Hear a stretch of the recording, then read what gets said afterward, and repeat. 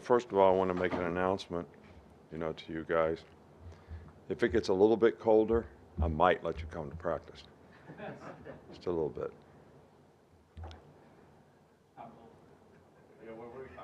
I'm in. Just because you wouldn't come. I would. Soft, man, soft.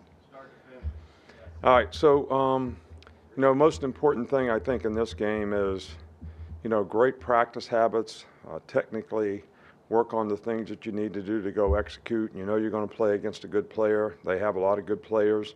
You need to know exactly what to do, how to do it, why it's important to do it that way. So when it comes to the game, you're not really thinking about it. You can do it automatically. And that takes great preparation and focus. And that's what's going to help you have success in the game.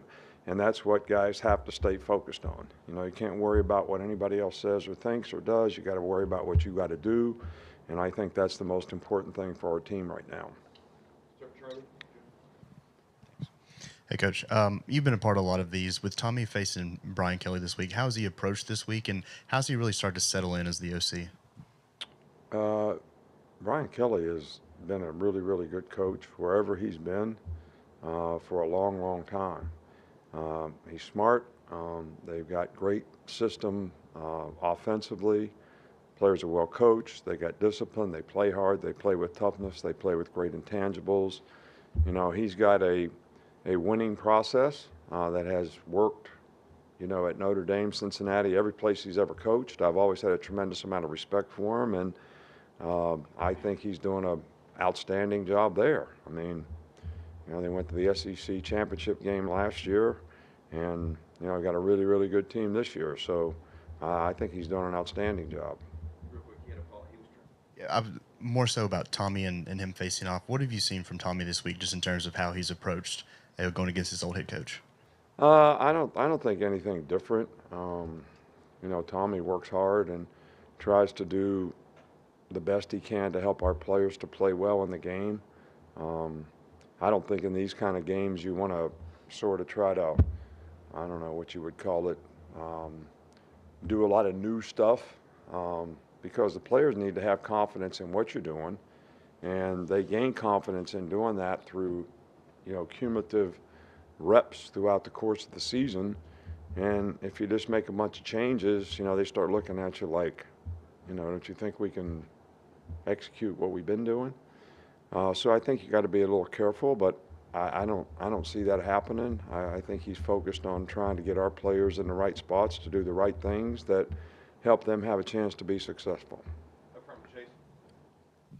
When you watch Harold Perkins on video, what are your thoughts about him in terms of the explosiveness, first step quickness, and not just rushing the passer, but he gets out on the perimeter and makes plays to the sideline too? Yeah, he makes plays all over the place. This guy's really, really good athlete, really good player, very explosive. Sometimes they play him out in the apex. He's a great blitzer. He can play like star and reroute people and make plays in the passing game. Sometimes he plays in the box. Sometimes he plays on the edge. He's got great first step quickness. He's a good pass rusher. That's why he, has so many tackles for loss and sacks and things like that. But I think this guy is one of the most dynamic players in our league. With Texas, Tennessee, and now LSU, what's the recruiting benefit to having so many marquee games at home in one season? I think it's great for our fans that we have, quality opponents that come here and they have an opportunity to, cheer our team on. I think the atmosphere and environment that's been created in all of our games this year has been phenomenal. I think it's going to be really, really important in this game. I thought it was absolutely as good as it ever gets in the Tennessee game, which I think had an impact on the game and affected them. And I think it's going to be important that we have that same kind of atmosphere in this game. But I think it's exciting for our fans. I know our players, love playing in Bryant-Denny Stadium, and big games are, always something that you look forward to playing, especially in front of an enthusiastic home crowd.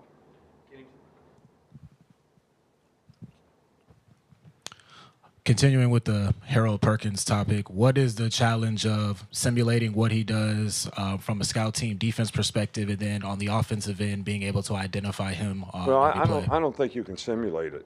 You know, I just, you know, players got to watch the film. If we had somebody that could play like him, they'd be playing. So they wouldn't be on the scout team.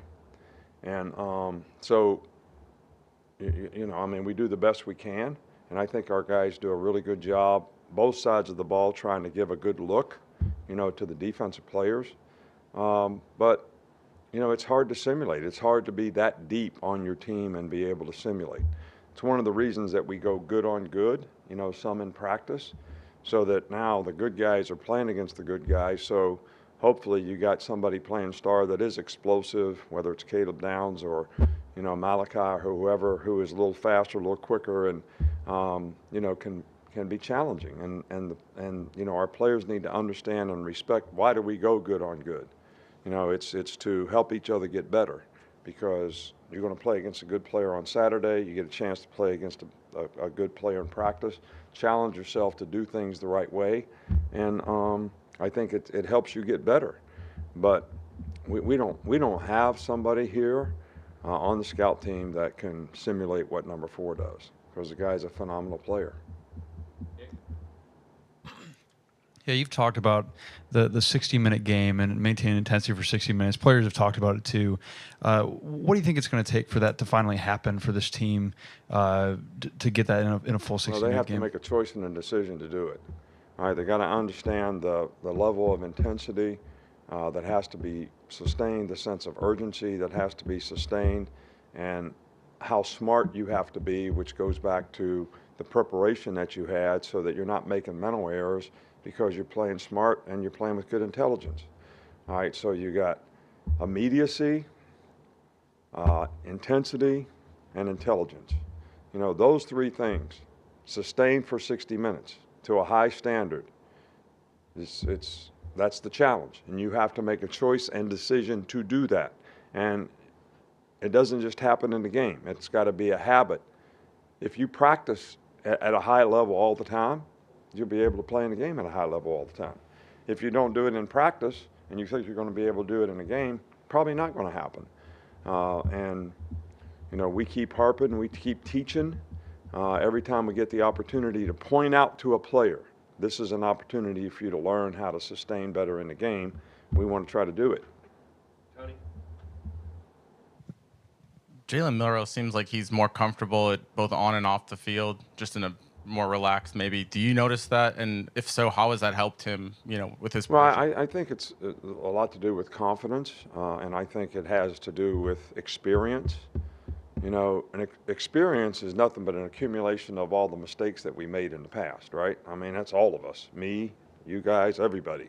So when you learn from all those things, which Jalen has, and he's done a really good job of that, and you stay positive, then you start to develop confidence, because, you know, you start making plays and doing things right on a more consistent basis. And I think it makes you feel good about yourself, and it makes you impact other people around you because of the way you carry yourself. And I think that's started to happen, and, you know, hopefully we can continue to build on that.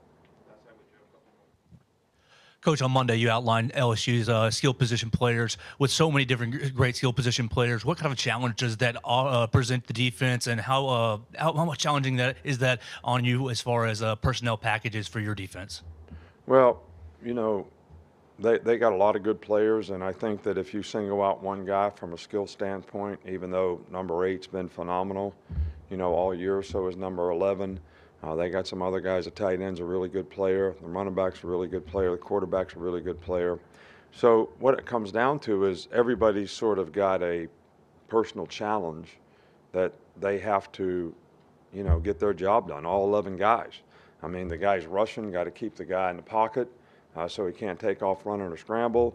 The guy's covering, got to cover. When he scrambles, they got to plaster their guy so that we don't give up big plays, you know, on the scrambles, whether it's runs or passes. So it just takes 11 guys that really are out there doing their job every play at a very high level, because you're going to play against really, really good players, and you got to be able to play the next play. I mean, it doesn't matter when you play in games like this. All right, to me, the most important thing is the other team's going to make some plays, we're going to make some plays. But we have to respond to the next play. You know, no matter what happened on the last play, we made a good play, we got to respond to the next play. We gave up a play, we got to respond to the next play. That's on offense, that's on defense. And, you know, going back to Jadon, that's important for him too, because we're not going to have success on every play that we run on offense. All right, but how you respond to those things help you sort of stack some positives, all right, and not get frustrated. Don't get down on yourself. Just keep on focusing on the next play. All right, what's happening now? This next play is the most important thing, and do that one play at a time for 60 minutes in the game. That's what everybody's got to do. Last one, real quick, right here. Thank you. Coach, thinking about scouting reports because of Michigan maybe, but I wonder, I know you do scouting reports on offense, defense, so forth.